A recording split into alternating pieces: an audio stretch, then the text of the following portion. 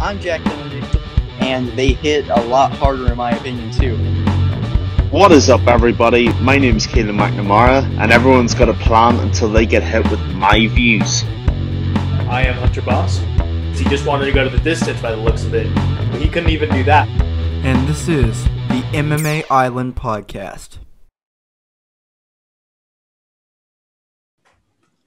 Hello, everyone, and welcome to the MMA Island Podcast. I am Jack Kennedy alongside Keelan McNamara and Hunter Boss. A great podcast lined up for you today. We had some fantastic fights this past weekend. Charles Oliveira, wow, amazing. We'll be going over some of the biggest fights on that card, starting with Edson Barboza versus Shane Burgos right now. One of the best fights I've seen all year. Hunter, what did you make of this fight? This fight was insane, This fight right here was just back and forth brawl action here. Edson Barboza at his finest. Shane Burgos, always a pleasure to watch. He always gets into those wars, and sadly, this is two wars he had come out, on the losing side. Which, in those type of fights, you hate to see anyone lose. But all credit to Edson Barboza. Captain Barboza really went through here. He had some fantastic body shots, and he had some fantastic work upstairs. And this was going on through the first and second round, and something just like flicked in his mind, and Shane Burgos' mind, where he's like, "Oh man, I'm actually hurt here," and he didn't mean to. But that's he has the warrior spirit, but sometimes the body just quits on you. You have no control over it, and that's kind of what happened to Shane Burgos. So fantastic fight. Definitely one of the best fights of the year so far, and I can't wait to see what happens out of both fighters next.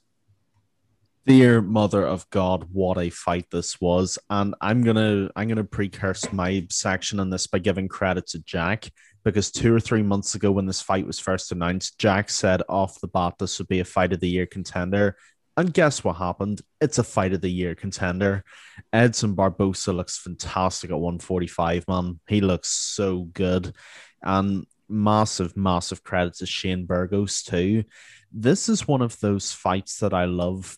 And I love it for the reason that it's a fight where neither fighter's stock goes down. In fact, they both go up.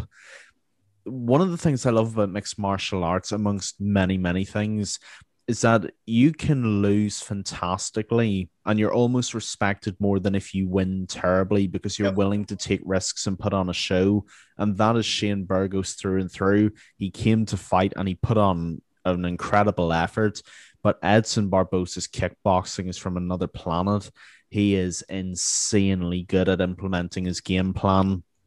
In the first 60 seconds of that fight, he threw about 5 or 6 debilitating leg kicks to Burgos' leg, and you could see the effect was accumulating already. I mean, in any other fight, Burgos was probably displaying the effect of 2 or 3 rounds worth of damage in 60 seconds. That's how goddamn good Edson Barboza is. And realistically, Barboza set the tempo, and it was only going to go one way from that for me, because when Barboza gets his foot in the gas and he can dictate the tempo, he very rarely lets off the pedal. So he continued that vein of form and did it very, very well. Absolutely sensational knockout, incredibly crisply placed punch, which is a big improvement in Barboza's game, in my opinion. His boxing, defense, and his offense is improved in levels. And, Hunter briefly covered there Shane Burgos's suspension in reality. We were talking about this before we came on. It is an effect in the brain where I believe this, because the cerebrospinal fluid of the brain encases the brain against the skull, sometimes your body does literally just shut off and it can't process what's just happened to you. So that's all that happened to Shane Burgos. Shane Burgos is as tough as they come, and he was too tough for his own body, really. And, that is no disrespect to the man at all. In fact, it's a tremendous credit. But this was an insane fight, and perfectly placed on such a fantastic card. Yeah, I think too tough for his own body is the perfect thing to say right there. I mean, how many people can eat a spinning wheel kick from Edson Barboza? Numerous overhand rights over and over and over again. Those leg kicks that he was eating, he was planted on every single one of them. When I was watching this fight, and I was saying 90% of the people that would fight Edson Barboza would be finished with any number of those strikes. They're spinning kicks to the body. And I was saying 90% would be finished. 90% have been finished when they eat those strikes. They're spinning wheel kicks. They're spinning kicks to the body. Dan Hooker, the leg kicks, obviously, people have been finished with that. Overhand right. So many people have been finished with that. And the fact Shane Burgos not only was eating that, but only slightly being rocked and keep coming forward and landing some good shots of his own was insane. It was crazy to watch. I was so happy this fight delivered. Obviously, I did say this a little bit ago, just because of how I know Shane Burgos' style. I know he will keep going forward, and we all know Edson Barbosa and just who he is. And best kicks in MMA, in my opinion, possibly all time. Leg kicks, I would argue maybe Jose Aldo in his prime. But I mean, he's just insane. He's one of the best kickboxers, especially at 145. He just looks so good. And I'm so happy to see it. This is definitely his best performance he's had in a long time. Edson Barbosa. He's finally letting it go. I was watching that. I'm like, this is vintage Edson Barbosa. We haven't seen this in a little bit. He's been reserving it. He's been holding back his cardio. His cardio looked amazing, and he was letting it all go. I said this the last time Edson Barbosa fought. He's been coming off. I mean, obviously he won the last time, but before that he was coming off 2 close split decisions where arguably, in my opinion, he should have won. Right now he should be on a 4-fight win streak, but he's been holding back a little bit. He's been reserving because he's afraid of that cardio gas. But now at 145, he's having the right cut. He's looking fantastic, and he's letting it all go, and he looked incredible. That is a real contender at 145, and Edson Barbosa is going to be there to stay. The last thing I kind of wanted to say, and Keelan, you mentioned this, both their stocks will rise off of this, including Burgos, in the fight that he said. And I hate to continue to bring this up because we talked about it so much, but I want to contrast that to UFC 259's opener and Thiago Santos versus Alexander Rakic. And this fight right here is what an opener should be. This is what you want to do. This is why you put those guys on there. I think those fights are very similar in what they were hoping to deliver. One fight did deliver, the other fight did not.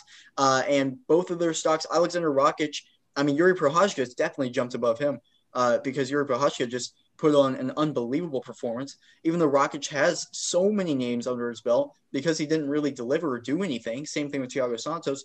Both of them are not really going anywhere.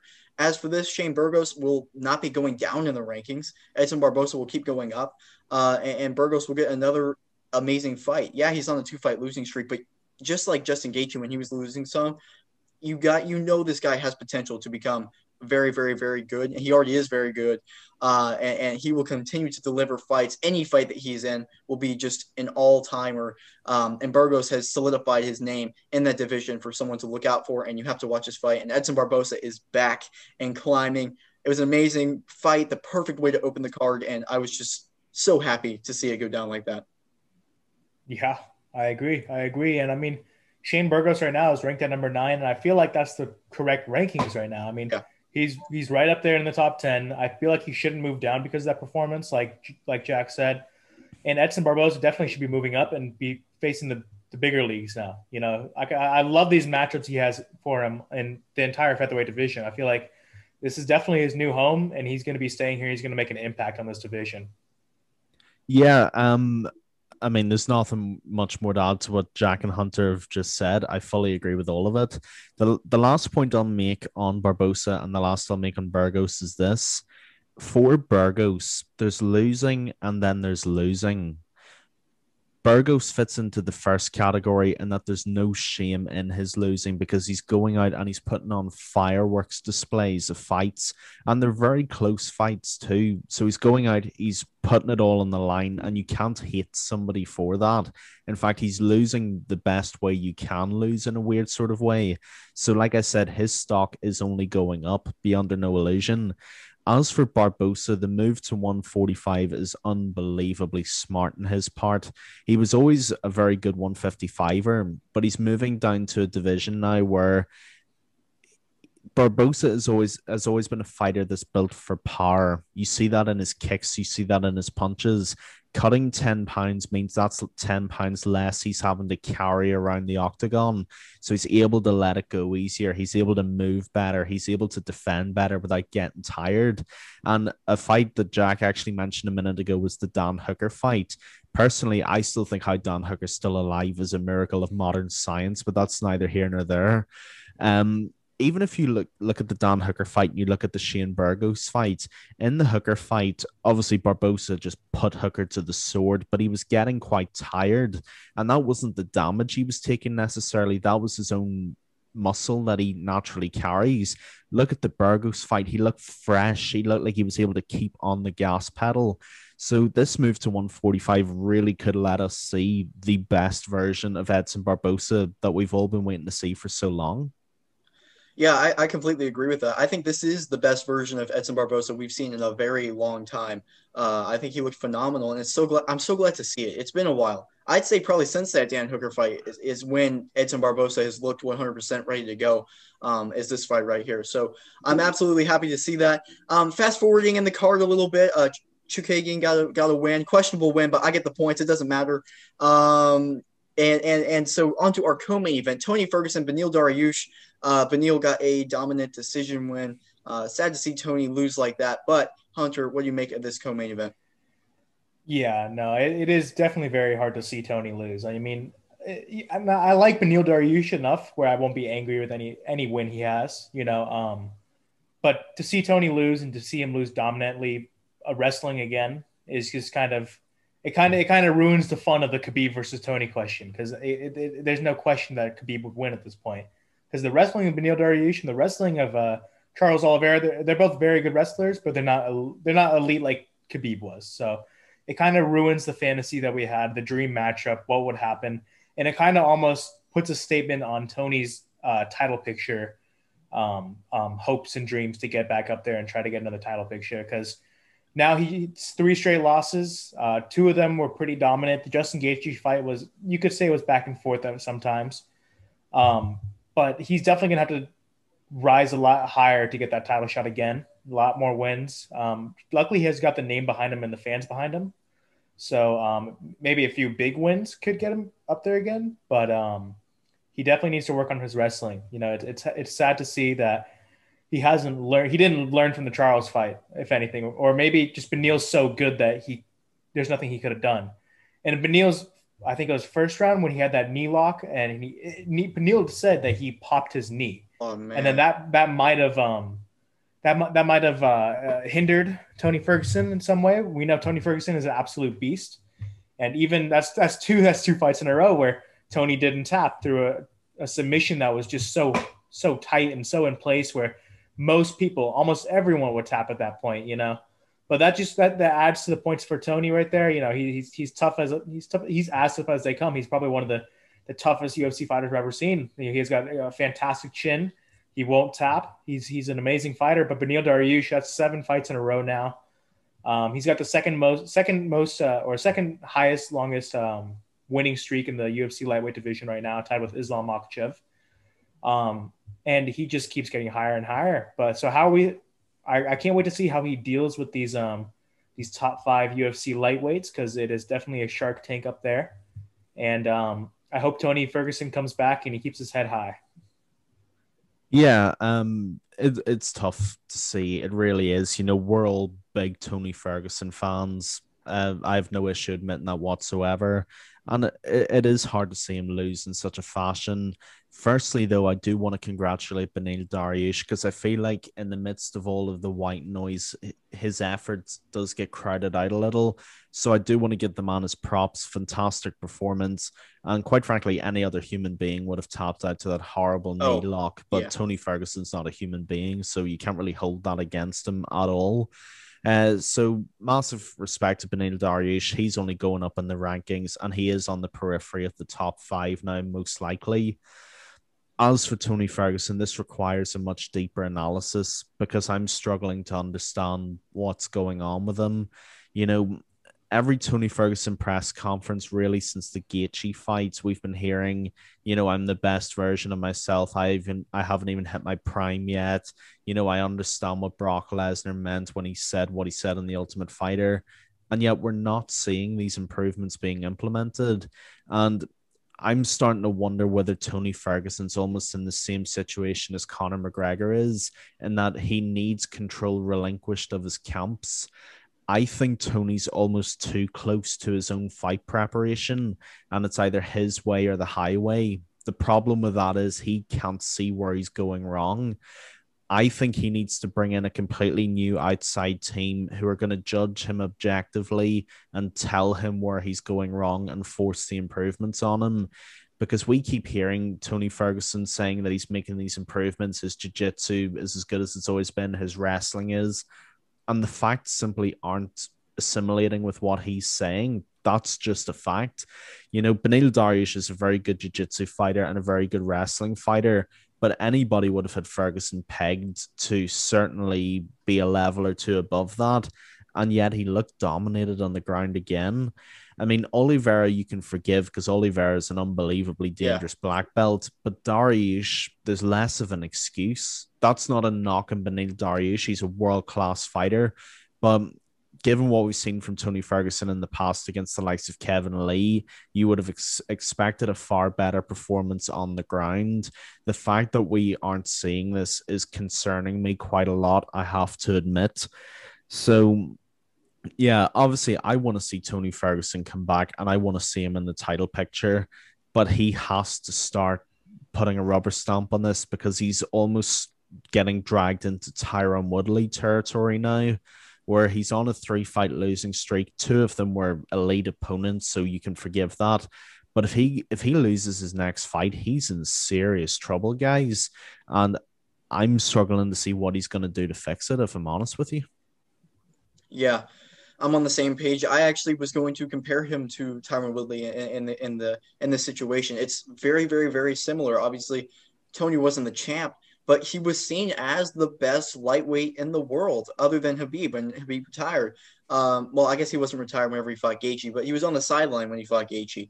And I don't really want to compare anybody to Khabib because he was not even he's just on another level than everybody. So other than Khabib in that division, Tony was the guy, and he was the guy that everyone wanted to see against Khabib. But Gaethje, that loss was really sad to see. Gaethje just picked him apart, honestly. And then you come back and you're like, okay, that was just one loss. He did the two weight cuts and everything. Then you fight Charles Oliveira. And again, that's another excuse because Charles Oliveira, we just saw what he did. We'll talk about him in a second. He's insane. But then he goes out there and fights Dariush, and Dariush now just became an elite contender, but he's not Charles Oliveira level. He's not Justin Gaethje level. At least that's my opinion. And it's just to get dominated in that way is very, very tough to see. I don't think any other human being would not tap to that armbar or that leg lock that he was in those 2 fights. I think that's only Tony Ferguson would keep fighting after that. He's probably one of the toughest human beings alive on the planet. Him and Shane Burgos are taking home the trophy for toughest people on this fight card. It's just so tough to see. His next fight's a big one. I don't know if it's the thing with the camp. I don't know what's going on. I think he's just getting older. He's 37. He's been fighting for a long time.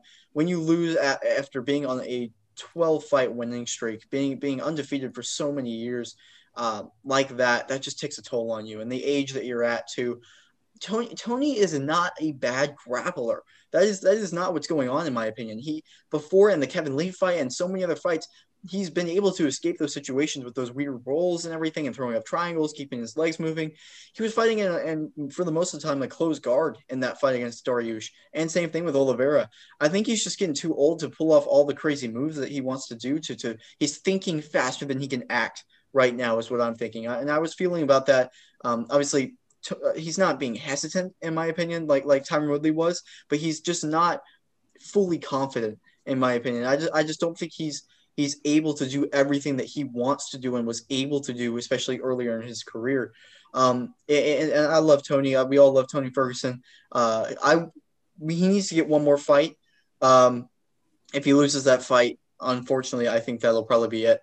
But if he wins, I would consider retiring if I was him. This next fight, I honestly think would be a great send-off fight, especially if it's against a guy like Paul Felder or something. I've seen that floating around. I think that'd be a great fight. They would put on a great show. And win or lose, especially if he wins, I think he should definitely consider it. I know Tony Ferguson's not the guy to definitely consider that because he always wants to keep fighting. He's always talking about it. But just I honestly think he should weigh his options at this point in his career because I do not want to see what happened to, honestly, Cowboy at the moment, or these legends that just fight that one fight too long, and then they just can't stop fighting. I really don't want to see that happen to Tony Ferguson, and just damage his legacy that much, because he is one of the guys that we all know, and all of the hardcore fans of MMA know is a legend, and I want to make sure it stays that way. So it's unfortunate to see Tony lose. Obviously, I'm so happy for Beneil Dariush, though. I was wrong. I didn't think he was going to win. I know, Hunter, you guys had him way higher on your rankings than I did. I'm a believer now. I'm excited to see what's going on.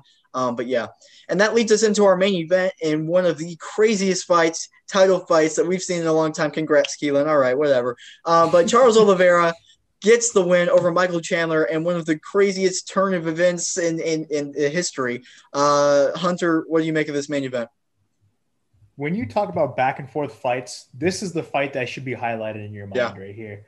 That first round, we saw so many different things like that came true to a lot of people's minds. You know, Charles Oliveira was good on the ground, but Michael Chandler was fantastic in the scramble and even preferred to be on the ground with Charles Oliveira in some moments. You know, we saw him going back whenever Charles Oliveira was on his back. Nobody does that to Charles Oliveira. Nobody just goes, I'm going to go wrestle on the ground with Charles Oliveira and try to get a few shots off, because they're always scared of the submission attempts. But we saw with Michael Chandler, you know, he was able to get past those submission attempts and keep fighting.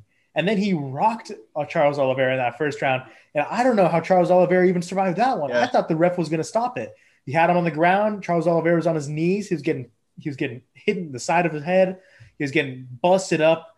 And then Charles Oliveira smartly moved to his back where he can do more Brazilian Jiu-Jitsu there, and was able to kind of hold Chandler for a little bit of the rest of the round. And come the second round, everyone's like, "Oh man, I guess the new champion's going to be was going to be a Bellator champion. That's crazy." No, Charles Oliveira very early on delivers a freaking shot from nowhere and wobbles Chandler, and then drops him, and absolutely just went on to just pick apart Chandler and eventually get the finish. And it was just so good to see Charles Oliveira win. You know, I may have predicted Michael Chandler, but I was still so happy to see Charles Oliveira win, because he's been in the UFC forever. You know, so many different fights. He's fought so many. I think this is the longest road to a title that anyone's ever had. Mm-hmm. And that just makes the victory that more sweeter. You know, I wasn't exactly sure if Charles Oliveira was going to be a fantastic champion or not, or if he's going to be.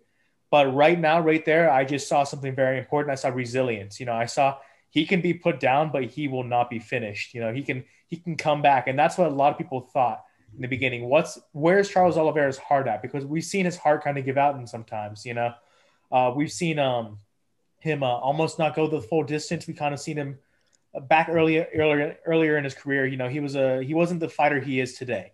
But now it's great to see that he's evolving into a striker. He's getting fantastic knockout power. You cannot diminish the knockout power of Charles Oliveira anymore. So with the lethal submission arsenal and a fantastic right hand and left hand, there's no stopping Charles Oliveira right now. I am on the train. If I wasn't before, I am now. This is, and I'm not saying this from a biased perspective because I did call the Bronx would win this. I'm saying this truthfully. This is one of the greatest, craziest 2-round title fights I've ever seen in my life. Oh, yeah. This was fantastic from beginning to end. You know, we knew this was going to be an unbelievable fight, and it went above and beyond. You know, Michael Chandler came out in that first round. He looked so fresh, so clean, so precise. Floors Charles Oliveira against the cage, and I'm thinking, that's it. It's done. It's over here. And yet it isn't. Charles Oliveira uses that incredible wiliness to survive. He's using head movement on the ground. When have we ever seen this? He is not a meme. He is his own meme. You know, did an incredible job surviving. As Hunter excellently pointed out, he then transitions to his back to use his jiu-jitsu to defend against an incredibly aggressive Michael Chandler, which we knew he would be. One thing I pointed out in our last episode that I think came to fruition very well for Oliveira in this fight was his long legs in relation to his jiu-jitsu. And what I mean by that is if you go back and watch the first round, Chandler manages to get past Oliveira's guard and he's starting to land those elbows and those shots. But when Oliveira composes himself, he uses those really long legs to stab back at Chandler, and in order to protect himself from the overhand coming down onto the ground or Chandler trying to pass the guard. So that allowed him to burn down the clock, get some of his own offense off. He even tried to get a triangle cinched in, and that's just how bloody good Charles Oliveira's BJJ is. He can throw any movement from anywhere.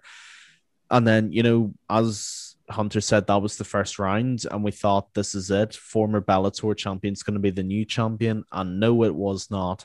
Charles Oliveira, I don't know what his corner said to him, but whatever they said, it worked. And there's actually a little bit of a plug I'd like to give really briefly to explain Oliveira's knockout because it was fantastic. The genius mind of boxing, Teddy Atlas, broke this down perfectly. If you look at the knockout, Chandler throws an overhand right, but then he postures back and leaves his chin open. Oliveira then throws the fantastic southpaw hook, and that's the timing and the power that's just got Chandler banged to rights. He doesn't see it coming. He's forced back against the cage, and from there it's a matter of time. The hunter very, very quickly became the hunted, and that's massive credit to Charles Oliveira. Another left hand puts him on the ground, and that's all she wrote. I think this was truly the coming of age of Charles Oliveira. As Hunter said there, and he is absolutely right, this is the longest pathway to a title fight of any fighter ever. And to do it on his first try, where the occasion very well could have gotten to him, I think it's all the more impressive. And the fact that he came back against such resilience from Chandler only speaks to his incredible character. And at the moment, I would argue Oliveira is one of the most well-rounded fighters at 155 as well. And that is going to be such a problem for all the fighters around him because no one is going to hit the deck with Oliveira because he will top you out from anywhere. And the one weakness people thought he had, which was his boxing and his kickboxing, it's becoming much less of a weakness now. So that sort of portal of opportunity is rapidly drying up now. Charles Oliveira, massive, massive respect. And I'm so excited to see if it's the Poirier fight next. I think that's going to be a fight of the year right there, too. Wow. Just wow. The lightweight division somehow keeps delivering. I don't know how it keeps getting better. It doesn't make any sense. It's just incredible. So stacked. And Charles Oliveira, oh my God. I could not believe it. It was unbelievable. I mean, Michael Chandler went out there, and I knew from the get-go, I knew it was going to be a good fight. I didn't think it was going to be an incredible fight. But from the very start, Oliveira is out there and drops Michael Chandler with the leg kick. And then it's like, oh, okay. And Chandler is out there. He seems so amped up to me. He seems so ready to go. He's out there just swinging, and he was missing, but he was swinging. He was looking to knock out Charles Oliveira from the very start. And Oliveira was just chopping away, and he was doing a really good job at keeping distance. And then he got caught one time. And this was before he even got dropped, but he got rocked. And then obviously that's when Chandler got the guillotine in, and that looked very tight. Now, I didn't think he was going to tap out Oliveira because there's no way that early when they're that dry and that fresh and everything, even after he'd been rocked, there's no way he's tapping him. So I thought it was smart that he let it go. But I was like, it was tight. That was in there. And Michael Chandler has, I mean, look at the guy's arms. He has a squeeze. So he went in there, and I was shocked. And but once he let it go, I'm like, oh man, Charles Oliveira is on top. It could be over right here. Where I thought it was over before, now it's over now because Charles Oliveira on top with time. Michael Chandler, the only way he can stand up is turn his back. You gave your back, full guard, body triangle to Charles Oliveira. 2 minutes left in the round. It's over. Somehow he grabs onto the wrist, turns around, and just starts beating him up and drops him and everything. And it's just that, to me, at that point, that's why I picked Michael Chandler going into this fight. Those scrambles right there. I didn't think that if it hit the ground, I didn't think he would be in that position to begin with. I thought he would not even shoot a takedown or anything like that, which it was a mistake in my opinion to pull guard for that guillotine. But still, the scrambles though, that scramble right there, I was like, if he could survive that from Charles Oliveira, he has a great chance at winning this. And then he dropped Oliveira, and right there, and I was like, just like Keelan, just like Hunter, I was like, oh man, Michael Chandler out of nowhere from Bellator coming in and becoming UFC champ. I don't know how Oliveira recovered. I seriously don't. He was getting absolutely mauled.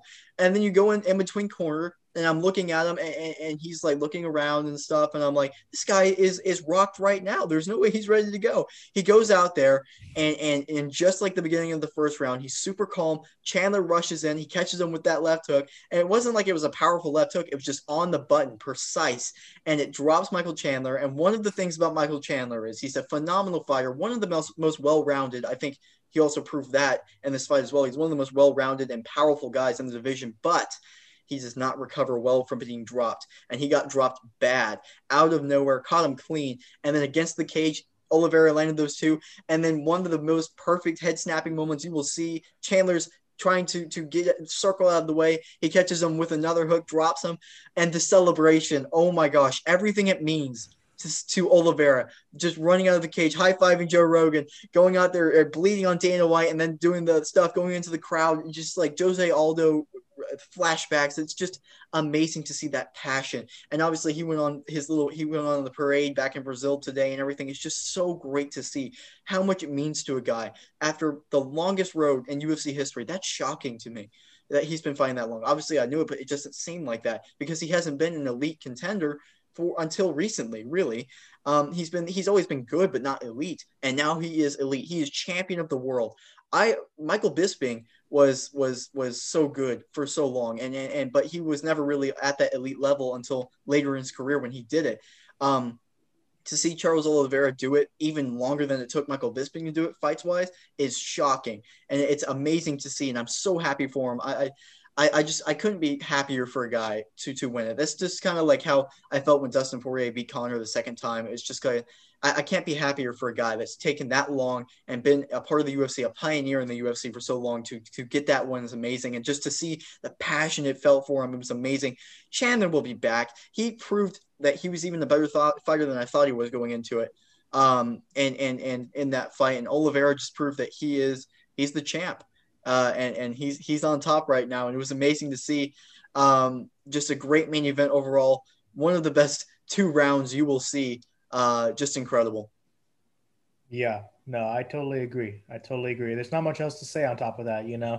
Charles Oliveira went out there, proved to everyone that he was going to win, and the funny part is he kept saying that he was going to win by knockout, and I think everyone was kind of just laughed it off, like, "Oh yeah, sure you are." No way. The Mr. Submission, the most submissions in all UFC, is going to win by knockout. Sure he is. Goes out and wins by knockout. That just puts a stamp on the whole division. But could you imagine if Michael Chandler submitted Charles Oliveira in that first round? No way. That's what I had that running through my mind. I'm like, no way he submits the guy with the most submissions in all of UFC. And it was tight. Let's be real here. I don't know how he got out of that. I'm like, there's no way he's going to get out. I'm like, this is crazy. BJJ trickery. BJJ trickery indeed, dude. This fight was amazing for so many different reasons.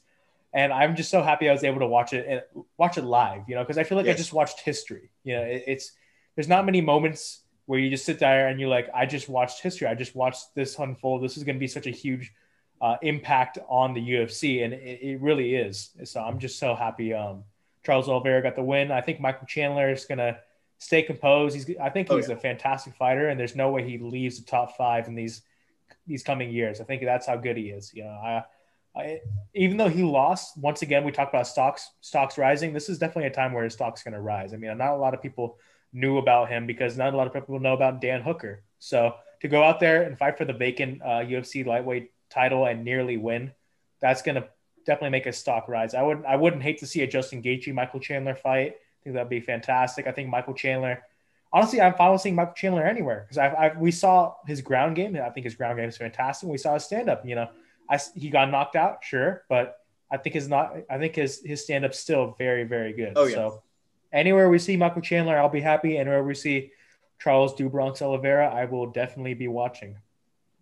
Yeah, I was the believer in Oliveira coming into this fight. I had him by a 4th round submission. I didn't think he was going to go and knock out Michael Chandler. That's the beautiful thing about mixed martial arts, ladies and gentlemen. Even when things make sense, they don't make sense. Incredible congratulations to Charles Oliveira. I think we've covered that pretty extensively. I actually think Michael Chandler might start running into some trouble now, and this is what I mean. This was his one chance to make a smash and grab at the lightweight title. He came in, made a massive statement, and then immediately got a title fight for which he was largely the favorite against Charles Oliveira. Now he's being put to the back of the queue and he's going to have to go through the top five the way everybody else would have normally. And this means he's going to have some really, really tough tests, namely the bulletproof Justin Gaethje. And this is going to be a real test of Michael Chandler's championship caliber because he's going to have to wade through some killers at 155 if he has intentions of getting the strap again, which of course he does. So I agree with Hunter. I think a Justin Gaethje Michael Chandler matchup would be incredible, and that's the fight that I want to see for him. But I don't think it's going to be as easy for Chandler as he thinks. Because as I think it was you, Jack, that said, and you're absolutely correct, Chandler's an amazing fighter, but he does not recover well. Once you've got him stung, you've got him stung. We saw that with the Benson Henderson fight in Bellator as well. Quite a few occasions, Benson should have finished the fight, arguably. But when you fight someone like Justin Gaethje, he is going to hit you with sledgehammers and you're going to have to recover and recover quick or you're finished. And we all know how much damage Justin Gaethje can take. And this is going to be a fight that actually drags the wrestling out of Gaethje as well, because Chandler does want this one to hit the ground. So I actually love what Hunter just said, and I agree with that. I'm so happy I was able to watch this fight live because it feels like I witnessed history. I get the same feeling from this fight when I watched McGregor Alvarez at 205, when I saw Aldo at 194. It's that kind of feeling, or Diaz at UFC 202. So many fights that we've seen. It feels like this is the next big timestamp in the history of the UFC, and we were all witness to something very important. Yeah, absolutely. I completely agree with that. And I love the Justin Gaethje thing. I'll talk about that real quick too. Another big thing about that fight is Justin Gaethje's leg kicks, because we just saw how Michael Chandler handled leg kicks from Charles Oliveira, and he took him out with those. Not only would those catch Michael Chandler off balance, those sting. Like the only person that could kick that hard and fast is Edson Barbosa on the other side.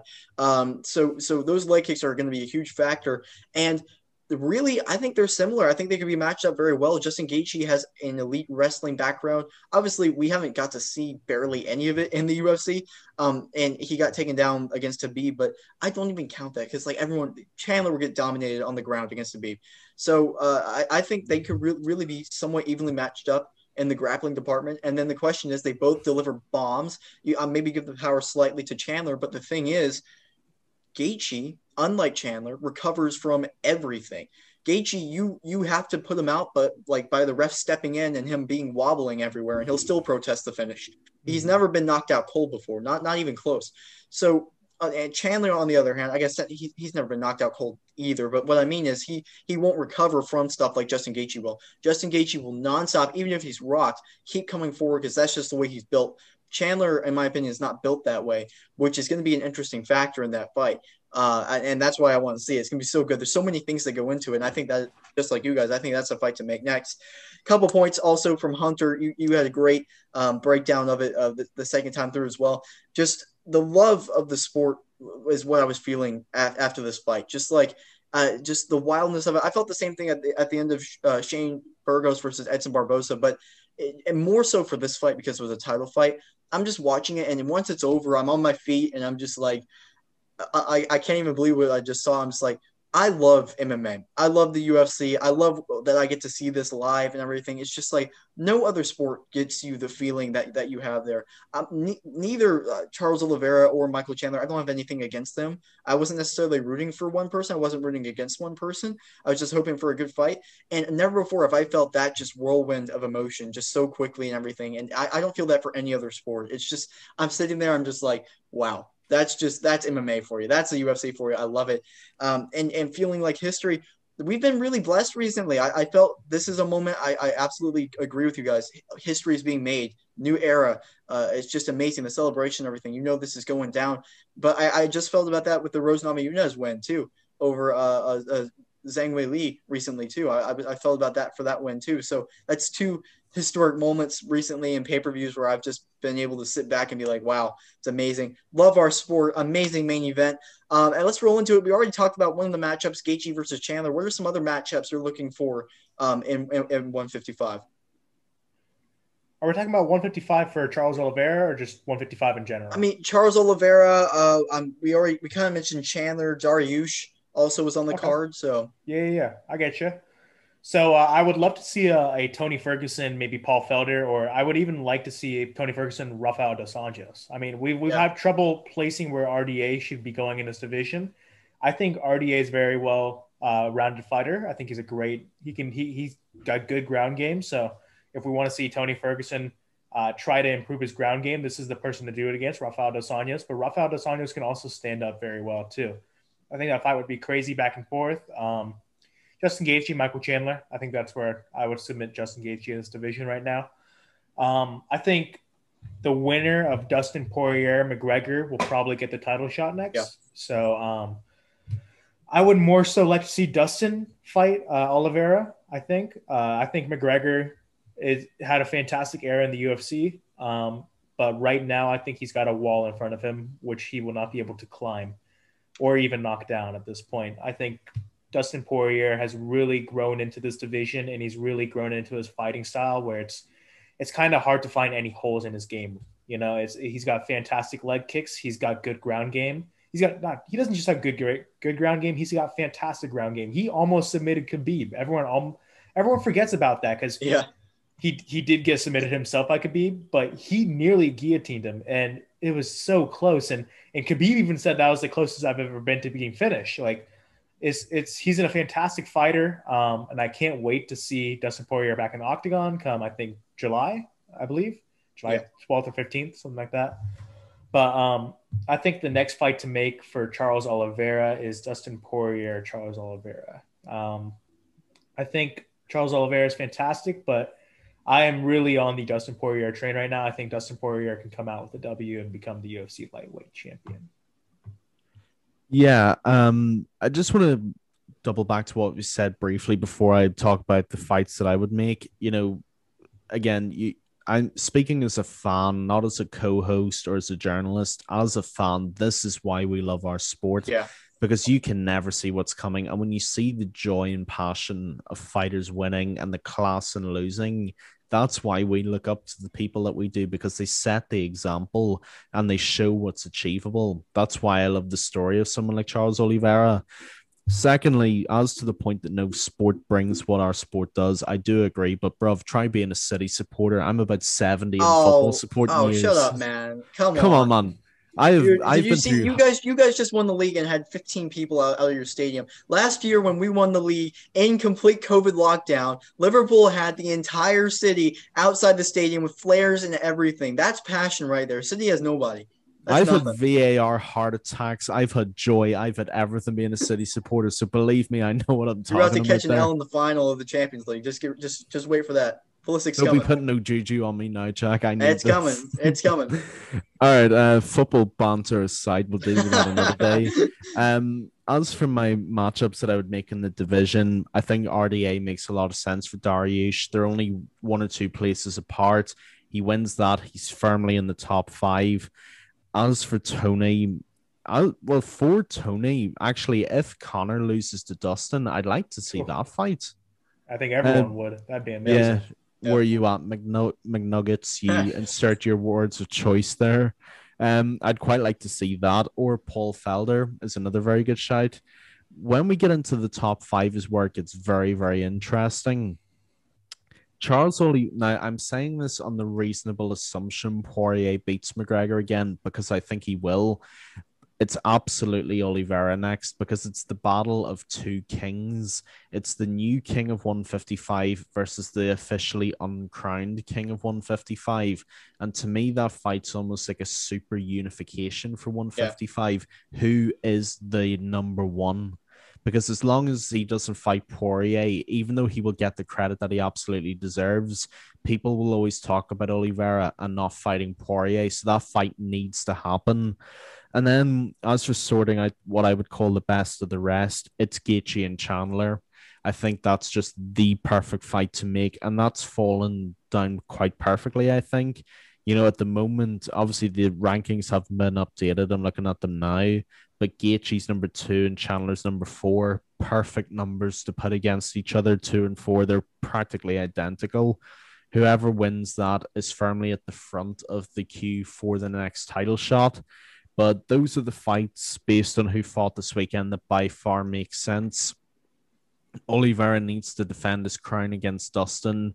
That will be a fight of the year. I have no doubt it will certainly be a contender. Gaethje and Chandler, I think, will just be an unstoppable force meeting an immovable object. Both very similar styles of fighting, but Gaethje has the leg kicks. How will that affect the fight? And then for Tony, I would actually like to see the McGregor fight because I still think Tony can give Connor a hell of a lot of trouble on the ground. Now, of course, that depends on Poirier McGregor too and what happens there. But if it goes the way I think it goes, I'd like to see that. Or I will fully agree with Hunter on this. The Paul Felder fight is another very good shout for Tony. But as for Tony, as we said earlier, his future is dependent upon this next fight and what happens. So he will have to choose it very carefully. But that's how I would plan out the scope of the 155-pound division. Yeah, I like it a lot. I'm leaning towards. I'll start with Tony Ferguson. I'm leaning towards Paul Felder. I like the other shouts. I do like McGregor Ferguson. That would be an entertaining fight for sure.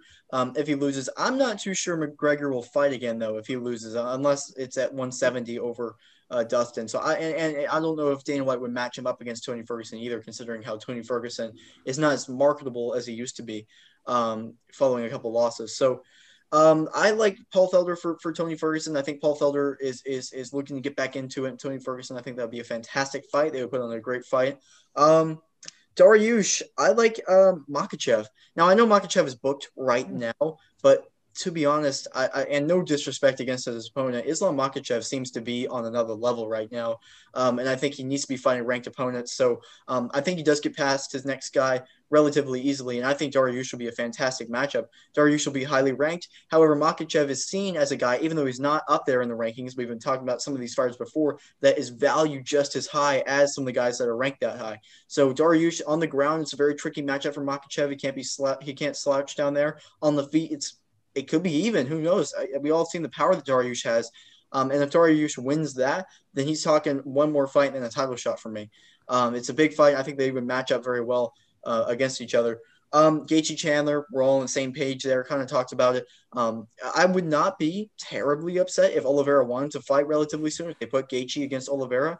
In the meantime, and while you wait for Dustin versus Conor to pan out. But personally, just for the pure matchup of it and how great we've seen Michael Chandler be even in defeat, I want to see that Gaethje Chandler fight. And that's going to be amazing. I really want to see that. And then the most obvious, Oliveira versus Conor or Dustin. Preferably Dustin, just because I want to see that matchup.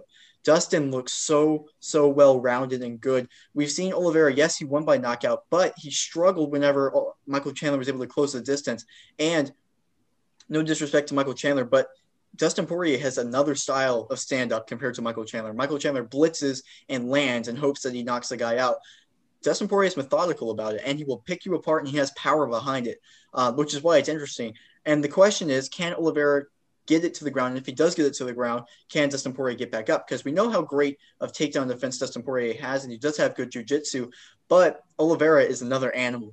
And I don't think Michael Chandler is way more explosive on the ground and getting up than Dustin Poirier is. So can Poirier handle if Oliveira gets his back and stuff, and can he escape that? But can Oliveira hang with Poirier on the feet? That's the fight I want to see. Obviously, I mean, any Conor fight, if he does somehow beat Dustin Poirier the second time, then I guess Oliveira Conor would be probably break another pay-per-view record, because it'd be Conor fighting for the title again. It'd be entertaining, but I mean, if Oliveira gets it to the ground, Conor's dead. So personally, I want to see that, just like you guys, Dustin versus Oliveira fight, just the well-roundedness of Dustin Poirier. Keelan, you said it perfectly. Uncrowned king versus crowned champion right now. Huge fight. Dustin Poirier, everybody knows him right now, especially everybody will know him again if he beats Conor the second time. It'll be amazing, and just to see Oliveira back in there. 155 is just so good. I mean, it's just it's too good. We're too spoiled right now. It's amazing. I just hope nothing gets all screwed up. This happens sometimes. We get such good matchups, and then do this to us. Injuries will happen. No. I know, exactly. So great stuff. I love it. And speaking of matchups, I came across this on Instagram the other day, and I thought I'd throw it in here just because it's a fascinating question. obviously Max Holloway fought Charles Oliveira at 145 a while ago, and Holloway won. They're two completely different fighters now. Now, if they were to match up today, who do you guys think would win? I'm still here on the Blessed Express. I think Max Holloway has one of the highest takedown defenses in all of UFC, if not featherweight in itself. And we take a look at Charles Oliveira's style. You know, he's a fantastic Brazilian jiu-jitsu, and he has got really good stand-up, and we see now that he has good knockout power.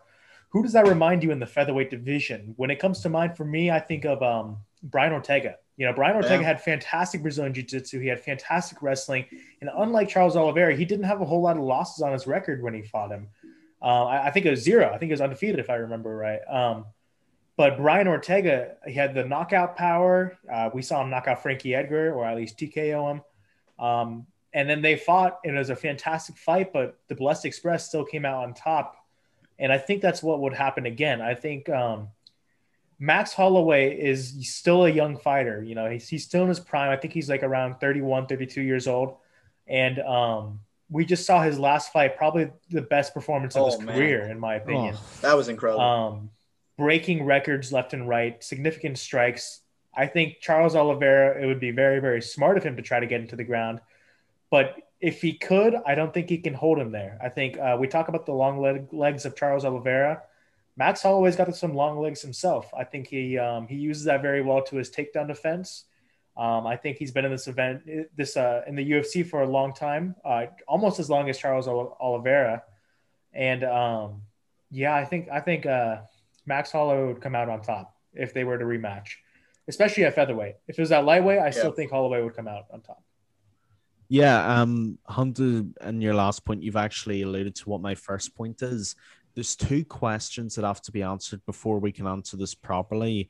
The first is, does it happen at 145 or 155? Yep. And does the fight hit the deck, or does it stay in the feet? Now, if the fight's at 145, I favor Holloway massively, because I think Oliveira will struggle big with the weight cut too. You know, obviously, whenever he was at 145, the weight cut was murdering him. So he's very fresh, and his body's attuned to 155. So even before he gets to the fight, he's struggling. If it's at 155, it's a much more interesting issue, because we've seen Holloway at 155, and he was still unbelievably impressive against arguably the joint best 155er on the planet, Dustin Poirier. So that adds a lot of interesting dynamics to the fight. You know, Holloway's got elite takedown defense and very good wrestling, but, you know, Charles Oliveira is a human anaconda, and you do not go willingly to the ground with him, because he will tap you out from anywhere. We saw that should have seen that against Ferguson, and we saw his ground transitions against a world-class wrestler like Michael Chandler. So even if you have great groundwork, Oliveira will create the angle to finish you. I think the most interesting dynamic is whether it stays in the feet. And I think both fighters wouldn't be mad at it staying on the feet. Obviously, Holloway really would want it to.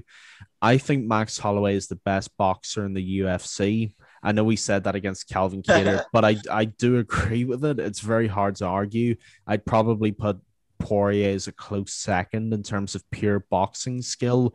But for me, Holloway's number one. But Oliveira's his stand-up games come on leaps and bounds in his last few fights. His defense is much, much tighter, and he has power in his hands when he lands, and he does land. The problem for Oliveira is that Holloway is the best sniper fighter in the UFC right now with his boxing. All he needs is half an inch of an opening, and bang, he's got you.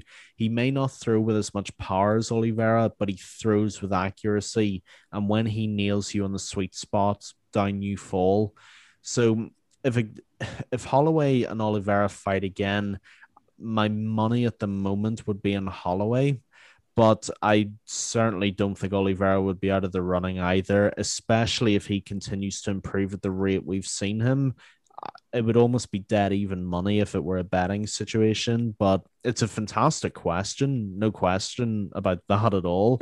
And a fight I'd love to see, but my edge would be towards Max Holloway. Yeah, I'm so glad you guys said that. I didn't think we would be on the same page with this one, to be honest. At 145, it's definitely Holloway. So I'm thinking more 155. And I don't think Holloway really matches up well with a lot of 155ers. And that question, who's the best boxer in the UFC? I would rank Max Holloway number one if he hadn't lost to Poirier 2 times.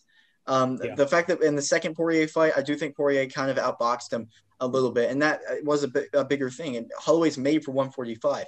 I don't think he would match well against Michael Chandler. I don't think he would match well against Justin Gaethje. I just think those guys are so big. But I do think he matches well against Charles Oliveira and the styles. I really do. He doesn't do extremely, especially 155. I was thinking one of the points after this Oliveira went and this question is like Oliveira might have too much power for him. And then I realized Max Holloway has never been dropped in his UFC career. How insane is that? He's never been dropped before. And the amount of strikes he's thrown, he takes a lot. Never been dropped before. It's unbelievable. He fought Poirier. That fight, they were swinging. How was no one dropped in that fight? That's unbelievable. One of the best chins, one of the most underrated chins in the UFC. So I don't think Charles Oliveira could drop him.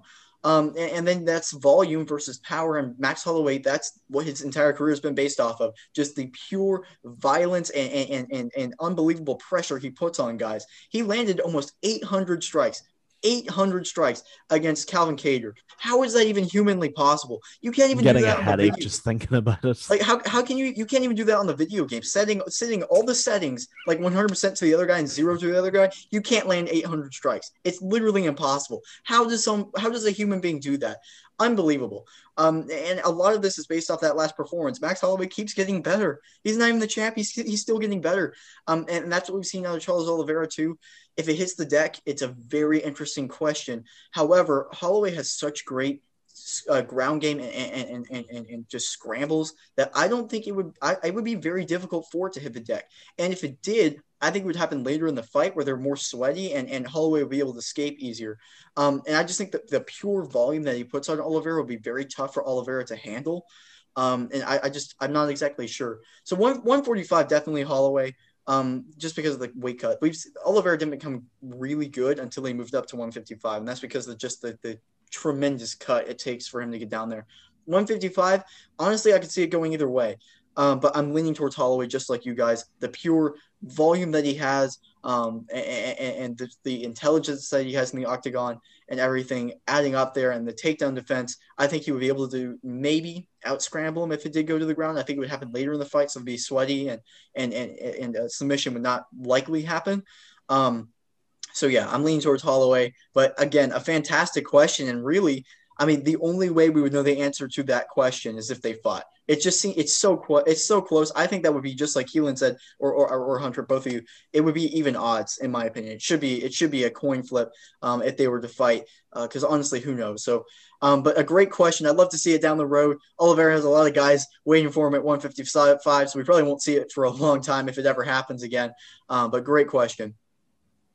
Yeah, no, it's a fantastic question. And one thing we should also keep in mind here too is the gas tank. You know, everyone always says Charles Oliveira's gas tank. You know, we don't know if it's fantastic still because he's been submitting a lot of people and finishing people, but it's going to be hard to finish or submit Max Holloway, I feel like. So I feel like this fight will definitely drag out to the later rounds, and that's where Max Holloway really starts to do good. You know, he throws more output in the later rounds than he does in the beginning rounds, which is just unbelievable to think about from a boxing or UFC perspective. So I think even if it goes to the later rounds, I think Max Holloway is going to win. But if it just stays in rounds 1 and 2, I have this for Charles do Bronx. I mean, he's got a fantastic submission game. We don't see Max Holloway knocking people out very often anymore. He has the volume of strikes, and he landed almost 800 strikes against Calvin Kattar, but still did not put him out. And that's got to tell you something too.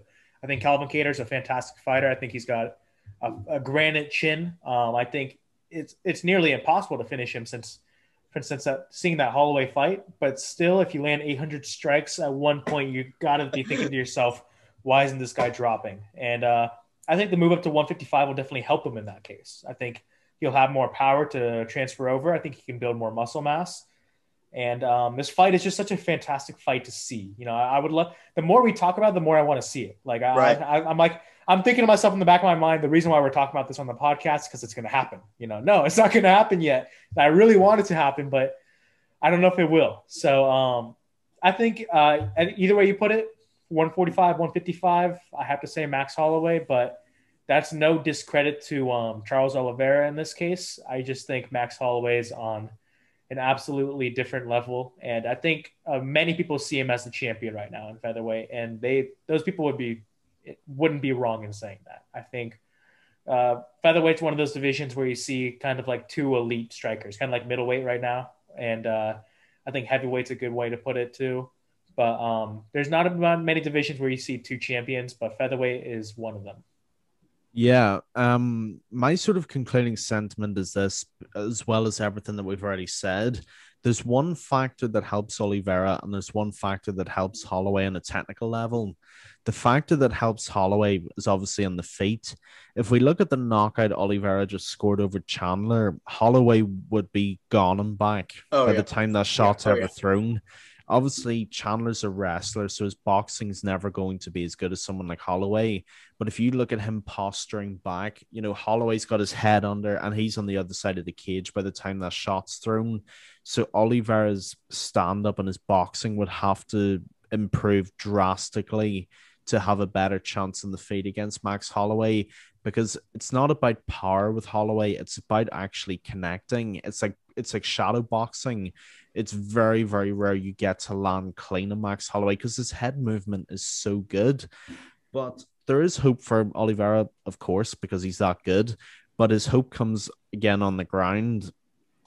On the occasions we've seen Max Holloway on the ground, and it's something I was thinking about just as Hunter was talking there. Anytime we've seen Max Holloway in the ground, we've seen him throw these very wild looping overhands onto his opponent. And whenever we see him grappling with his opponent's hands, his arms are out very long and high. You cannot do that against Charles Oliveira because he will have you in a triangle like that, or he will have you in a reverse arm bar like that, or he will be able to flip you over and have a rear body triangle into a rear naked choke. So, as much as Oliveira's boxing has to go up levels, Max's ground game would have to go up in levels also, because people underestimate how good Charles Oliveira's jiu-jitsu is, because jiu-jitsu is a very complicated martial art. But if you look at what he did to Chandler and how he used it to survive, and you look at his other fights, you know, he can pull anything out of anywhere at any time. And guys, not that Holloway would ever be arrogant, because he's one of the last people who ever would be, but you've got to be so aware of the threat that Oliveira presents, because he, like I just said, he will pull out a knee bar, he'll pull out a triangle, he'll pull out anything. And especially with those looping hands, you can't afford to do that. So it's a dream fight as far as I'm concerned for 155, because this is where it would most likely happen. And I agree with Hunter fully, mate. You know, it keeps going on in my head because I think it's going to happen. And then I have to correct my brain saying it's not happening, but I want it to happen. Dana, make it happen. We want to see this fight. Once 155 is cleared up, and whether it's Oliveira or it's Poirier, please give us that fight sometime, because I really want to see it. Oh, it would be such a good matchup. The last thing I kind of wanted to say too goes back to something Hunter said, and you guys both made some great points. I was just thinking the pace of the fight is a very interesting thing, and it's not that Oliveira has bad cardio or will have bad cardio. Every fighter Max Holloway faces has good cardio, at least decent cardio. The problem is the pace that Max Holloway sets. Very few can keep that pace and keep up that cardio. That's why Volkanovski, even though I don't agree that he won the second time, was at least able to keep it competitive in the last rounds because his cardio was able to match him. That's very few people can do that with Max Holloway, and the pace that he brings and the amount of pressure and shots that he's landing. And I don't know if Oliveira will be able to keep that pace with him, because you're not going to be able to set the pace against Max Holloway. No one's been able to do that. To Max Holloway. Like, I literally can't think of a single person who's been able to do that in the recent Max Holloway run. So you're going to have to keep up with that pace. And I'm not sure he could do that. That's just another factor in there. And then if it hits the ground, who knows? But that's just another thing. Little thing going through my head. Another crazy, interesting thing about that fight. We have to see it down the road. It has to happen at this point. We said it. The MMA Island podcast declaring that fight has to happen pretty soon. So Dana, you heard it here first, everyone. Exactly. All right, guys. Fantastic podcast, everybody. Thank you, everyone, so much for listening. Please make sure to like and subscribe on YouTube. Listen to us everywhere, including iTunes and Spotify. Make sure to go ahead and follow us on Instagram at MMA.island and check out all of our work on our website, MMAisland.net. Again, fantastic podcast, guys. Thank you, everyone, so much for listening. Thank you. Thanks, everyone. See you on the next one.